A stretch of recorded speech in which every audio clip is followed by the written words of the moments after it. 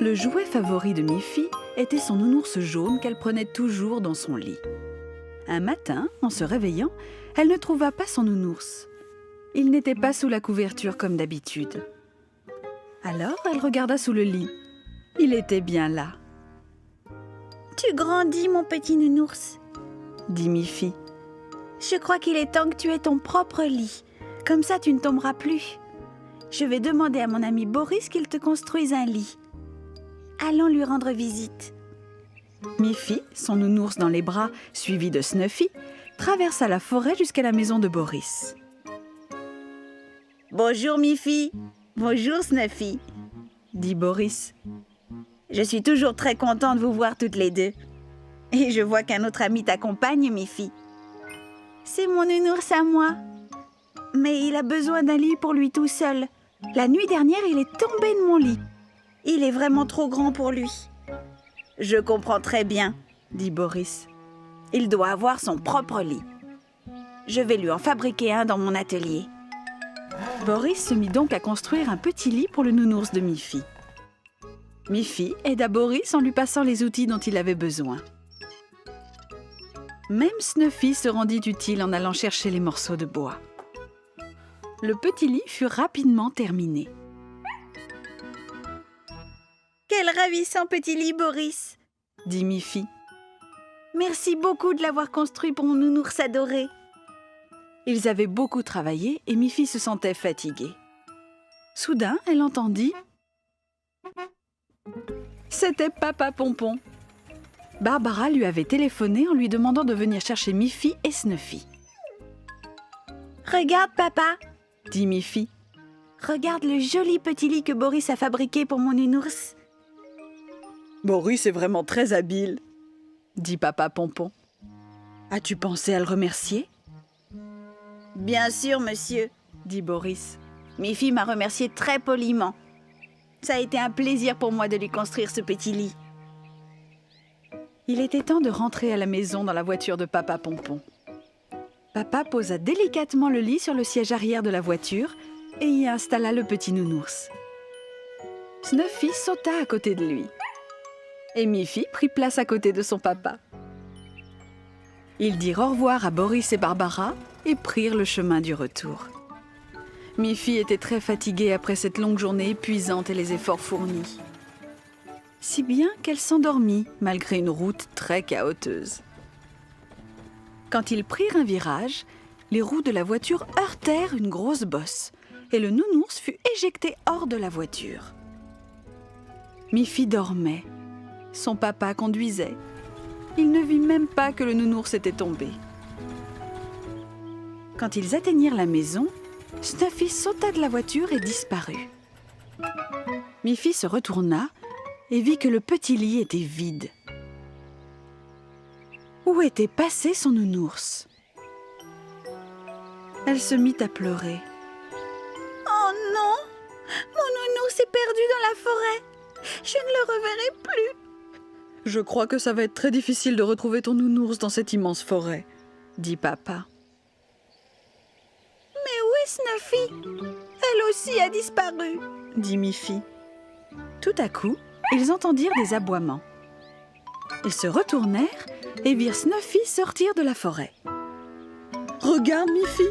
s'écria joyeusement son papa. « Snuffy a retrouvé ton nounours. » Quel bonheur pour Miffy! Elle caressa Snuffy. « Tu es vraiment un bon petit chien. Je suis très heureuse d'avoir une amie aussi fidèle. » Par un beau jour d'été, Boris fit un cercle avec quelques pierres. Il construisait un feu de camp. Il voulait faire une surprise à Barbara en organisant un beau pique-nique sur la colline. Quand les pierres furent en place, il alla chercher du bois dans la forêt. Au même moment, chez Colette Cochon, Colette disait à sa nièce Grogny: « Il fait si beau aujourd'hui. Si on allait pique-niquer sur la colline ?» « Quelle bonne idée !» dit Grogny. « Prenons avec nous un tas de carottes. » Par ailleurs, maman et papa Pompon avaient exactement la même idée. « Profitons de cette magnifique journée !» dit maman Pompon. et allons faire un pique-nique sur la colline. » Formidable! dit Miffy. J'adore les pique-niques. On peut inviter Tante Alice? Mais naturellement, dit Papa Pompon. De plus, Tante Alice fait toujours de délicieux gâteaux et biscuits, non? C'est ainsi que tous les amis se préparèrent pour un pique-nique, en ignorant que tout le monde avait eu la même idée. Boris revint de la forêt, les bras chargés de bois, qu'il plaça au centre du cercle de pierre. Avant d'allumer le feu, je vais aller chercher Barbara, se dit-il. Quelle surprise quand elle verra que je l'invite à un pique-nique. Alors que Boris venait de partir, Colette et Grogny arrivèrent sur la colline à la recherche de l'endroit idéal pour pique-niquer.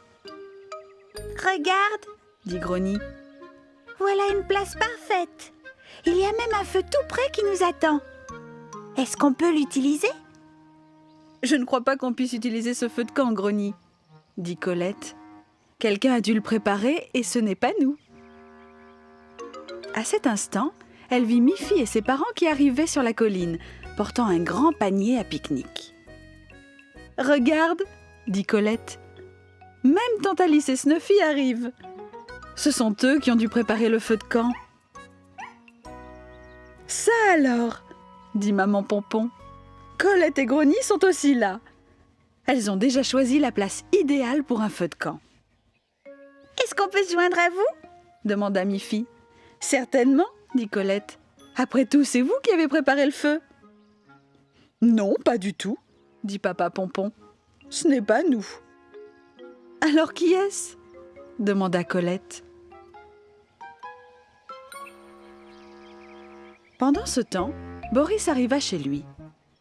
Il avait préparé en secret, tôt le matin, un délicieux pique-nique. Il avait caché le panier dans son atelier. Maintenant, il revenait le chercher. « Barbara, j'ai une surprise pour toi. »« C'est vrai ? » ?»« Un pique-nique, suis-moi !» Boris et Barbara grimpèrent sur la colline et entendirent un brouhaha. « Quelle merveilleuse surprise tu m'as réservée, Boris !» dit Barbara. « Tu as profité de cette magnifique journée pour inviter tous nos amis à un pique-nique. » Boris eut un sourire et dit : « Soyez les bienvenus à notre pique-nique. Je vais allumer le feu. »« Ha ha !» fit Papa Pompon. « Ha ha !» fit Colette. « Ha ha !» fit Miffy. « C'est donc toi, Boris, qui a préparé le feu de camp ?» dit Tante Alice. « Sois prudent en allumant le feu. » Boris se contenta de sourire à nouveau. Ils se réunirent tous autour du flambant feu de camp et savourèrent joyeusement ce délicieux pique-nique. La journée était si belle. Colette Cochon passait devant la maison de Miffy, tirant un chariot contenant un grand arbre de Noël en pot. « Bonjour Colette !» dit Miffy. « Où as-tu trouvé cet arbre magnifique ?»« C'est Boris qui me l'a donné, Miffy, » dit Colette. « Noël est bientôt là et je lui ai demandé de me trouver un bel arbre. »«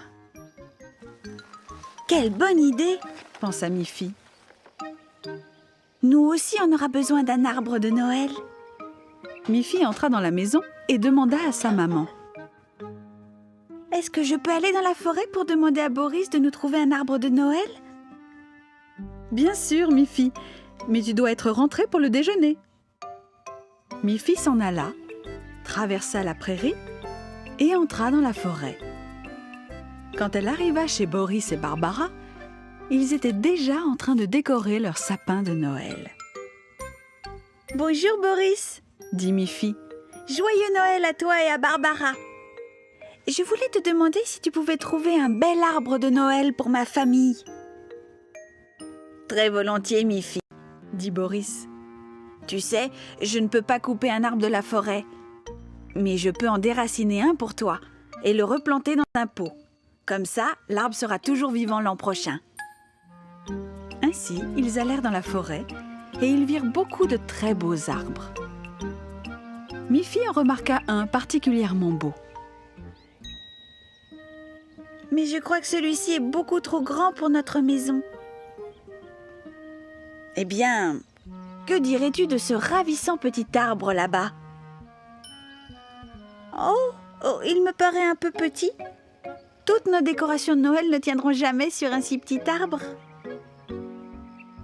Boris repéra un arbre de taille moyenne. Tu crois que celui-là fera l'affaire? Demanda-t-il. Oh oui, dit Miffy. Il est ravissant. Tu peux le déterrer pour moi, s'il te plaît? Boris se mit à déterrer l'arbre, en faisant très attention à ne pas abîmer les racines. Je te l'amènerai chez toi demain. Miffy arriva à temps pour le déjeuner et raconta à sa maman comment Boris avait trouvé un très bel arbre qu'il leur apporterait demain. Le lendemain soir, Miffy, sa maman et son papa s'occupèrent de décorer l'arbre. Il était splendide, avec sa guirlande lumineuse. Le lendemain matin, Miffy se rendit à l'école accompagnée de Snuffy. Arrivées devant l'école, elles rencontrèrent Boris à côté d'un très grand arbre dans la cour de l'école. « Bonjour, Miffy, » dit Boris. « C'est l'arbre que tu trouvais trop grand pour ta maison. Alors, j'ai pensé qu'il serait parfait pour ton école. » La maîtresse et tous les enfants étaient ravis d'avoir un si bel arbre devant leur école. Ils se mirent tous au travail en préparant les décorations pour leur bel arbre. Le résultat allait être magnifique. Soudain, Boris frappa à la fenêtre. « J'ai une autre surprise pour toi, Miffy. J'ai aussi apporté le tout petit arbre. Je pense qu'il sera parfait pour Snuffy. »« Formidable !» dit Miffy. « Un arbre de Noël rien que pour Snuffy. On le mettra à côté de sa niche. » À l'école, les enfants furent très heureux autour de leur grand arbre. Le jour de Noël, Miffy et ses parents furent ravis d'avoir un arbre de bonne dimension. Quant à la petite Snuffy, elle apprécia beaucoup d'avoir un tout petit arbre de Noël pour elle toute seule. Par un beau matin d'été, Miffy, prête pour se rendre à l'école, sortit et se dirigea vers sa trottinette. Elle fut très surprise de voir que sa trottinette était devenue jaune. « C'est vraiment étrange !» se dit Miffy. « Je croyais que ma trottinette était rouge. » Elle tourna autour de la trottinette. Elle ne remarqua rien de particulier, sauf ce changement de couleur. Miffy toucha délicatement le guidon pour voir si la couleur jaune venait d'être posée. Mais pas du tout. Elle retourna en courant dans la maison. « Maman !» dit-elle. « Est-ce qu'une trottinette peut changer de couleur pendant la nuit ?»« Non, je ne le pense pas, Miffy, » dit sa maman. « Mais hier, ma trottinette était rouge. Et aujourd'hui, elle est jaune !» dit Miffy. « Il doit bien y avoir une explication, Miffy, » dit sa maman. « Mais prends la trottinette jaune pour aller à l'école ce matin. Nous éluciderons ce mystère plus tard. » Miffy alla donc à l'école avec la trottinette jaune. Elle ne savait que penser. « Comment cela a-t-il pu arriver ?» se demanda-t-elle. Toute la journée, elle chercha à comprendre ce qui avait bien pu arriver à sa trottinette rouge, et elle ne put se concentrer sur ses leçons. Quand la classe fut terminée, Miffy sortit de l'école avec son amie Mélanie et regarda les trottinettes de ses autres camarades. Il y avait une trottinette bleue, une trottinette verte, une trottinette brune et aussi 2 trottinettes jaunes. Mais il n'y avait pas de trottinette rouge. « Eh bien, » dit Miffy, « le mystère reste entier. » Mélanie était surprise, elle aussi. « Je pensais que tu avais une trottinette rouge, Miffy, » dit-elle. « Moi aussi, » dit Miffy. « Mais en me réveillant ce matin, ma trottinette rouge était devenue jaune, comme par magie. » Tu veux bien rentrer à la maison avec moi, Mélanie ? Tu pourras peut-être m'aider à découvrir ce qui s'est passé. Mélanie monta sur sa trottinette bleue et nos 2 amies s'élancèrent vers la maison de Miffy. En arrivant, elles virent une superbe trottinette rouge posée devant la maison. Miffy n'en revenait pas. « Comment puis-je avoir 2 trottinettes ?» se dit-elle. À cet instant, le papa de Miffy sortit de la maison. « Bonjour les filles, je suis content que vous soyez déjà rentrées de l'école. Je dois rendre la trottinette jaune à Grogny. »« À Grogny ?» dit Miffy. « Oui, ta trottinette avait besoin de roues neuves, Miffy. J'ai demandé à Colette Cochon si nous pouvions emprunter la trottinette de Grogny pour un jour. J'ai amené ta trottinette à l'atelier de ton grand-père et il a changé les roues ce matin. Mais j'ai promis à Colette de ramener la trottinette de Grogny aujourd'hui. » Voilà qui explique ce grand mystère, dit Miffy. Allons rendre visite à Colette et Grogny en leur ramenant la trottinette jaune. Et apportons-leur quelques belles carottes bien fraîches de notre jardin en remerciement. Très bonne idée, Miffy, dit Papa Pompon. Miffy et Mélanie remplirent un plein panier de carottes. Tandis qu'elle ramassait les carottes, Miffy dit à Mélanie. Parfois, le mystère existe aussi dans la nature. Comme ces feuilles vertes, qui sont en fait des carottes oranges. Cela les fit bien rire.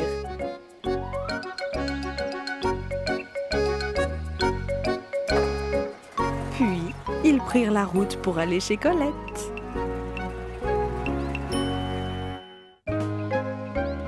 Un jour, à l'école, la maîtresse dit « Aujourd'hui, je vais vous montrer quelque chose de particulier. Fermons les rideaux et éteignons toutes les lumières. » Quand tout fut dans la pénombre, la maîtresse alluma sa lampe de bureau et la dirigea sur le mur. Puis, elle prit un morceau de papier qui avait été découpé et représentait la forme d'une petite lapine. « Regardez, » dit la maîtresse. « Si je place cette image devant la lumière de la lampe, vous pouvez voir son ombre sur le mur. » Extraordinaire! C'était bien l'ombre exacte de la silhouette d'une lapine. « Vous voyez ?» dit la maîtresse. « Quand quelque chose ou quelqu'un se trouve devant une lumière, il y aura une ombre. Vous pouvez essayer vous-même si vous sortez au soleil. » Quand Miffy et ses amis quittèrent l'école, le jour baissait et le soleil se couchait à l'horizon.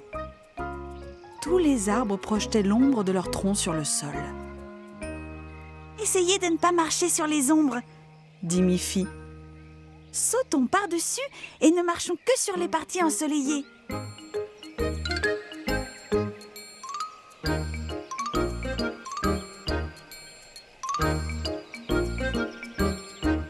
Que c'était amusant! Les petites lapines riaient chaque fois qu'elles sautaient, prenant bien soin de ne pas poser leurs pieds sur les ombres. Miffy riait encore quand elle arriva chez elle. Elle fit de grands signes d'adieu à ses amis. À table ce soir-là, elle raconta à ses parents tout ce qu'elle avait appris sur la lumière et les ombres. Maintenant, la nuit était venue et le soleil avait disparu. Il était temps pour Miffy d'aller se coucher. Après que sa maman et son papa lui aient souhaité bonne nuit, Miffy alla dans sa chambre et mit sa chemise de nuit. Elle se dirigea vers son lit et éteint sa lampe de chevet. Mais alors, elle vit quelque chose bouger sur le mur. Elle ralluma sa lampe, mais ne vit plus rien sur la paroi. En éteignant encore une fois, la chose était revenue. « Qu'est-ce qu'il peut bien y avoir dans ma chambre ?» se demanda Miffy. Elle commençait à avoir peur. Elle alla jusqu'à sa porte et appela ses parents. « Maman, papa, il y a quelqu'un dans ma chambre !» Ses parents arrivèrent immédiatement. Mais ils ne virent personne d'autre dans sa chambre que Miffy. « Mais je suis sûre qu'il y a quelqu'un !» dit Miffy. « Regardez, quand j'éteins la lumière, il y a quelque chose qui bouge sur le mur. » C'était pourtant vrai. Quelque chose de très grand, avec de très grandes oreilles. Papa Pompon se mit à rire. Maman Pompon aussi. Mais ce n'est que ton ombre, Miffy, dit son papa. Ça ne peut pas être mon ombre, dit Miffy. il n'y a pas de soleil et la lampe est éteinte. Mais regarde par la fenêtre, Miffy, dit sa maman. Mais oui, il faisait nuit et il n'y avait pas de soleil. Mais Miffy pouvait voir la pleine lune, brillant avec éclat dans le ciel. Tu vois, quand la lune est très brillante, elle peut aussi projeter des ombres, Miffy, dit son papa. C'était bien ton ombre qui bougeait sur le mur, projetée par la lumière de la pleine lune. Miffy avait compris, et elle fut très contente d'avoir découvert sa propre ombre.